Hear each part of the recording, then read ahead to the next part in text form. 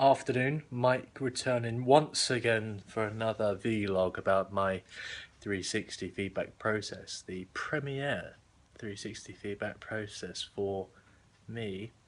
Bit of gossip, I forgot to put in a rater, someone that I've worked with since my inception to the company. So how on earth they slipped out of my list of chosen raters is beyond me. It's a great example of human error.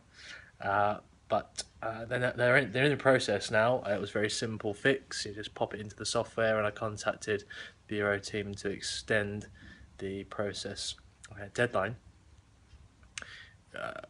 But what's interesting is that that person felt left out, and I had a meeting with my line manager who sort of brought it to my attention that maybe this person should be in the process, which of course they should.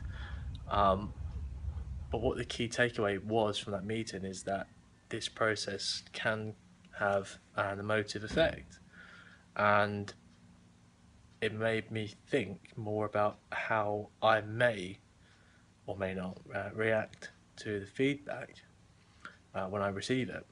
And we were discussing lots of things, including thinking about kind of the aftercare, if you will, in terms of I'm going to receive the feedback, my line manager is going to give it to me, and then I'm going to sit on it for 48 hours to kind of digest, and then we're going to organise a coaching session. Now, let me tell you, I've never had a coaching session or really anything like this before. In previous employment, one-to-ones for me have just been like an open communication with the line manager, and that's sort of about it.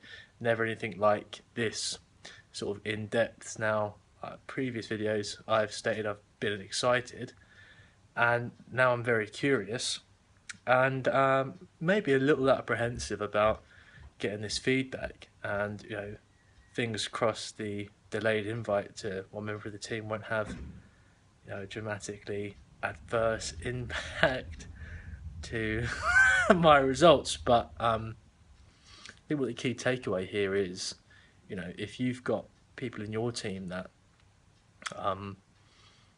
maybe haven't done the process before, get them in. Hold the hand through the process. Keep regular updates, because it's easy to fill it in and then let it go. But I'm now starting to almost kind of prepare myself for getting this feedback, and then prepare myself for what actually am I going to do with it, because the effect can be emotive. And having just seen a very basic example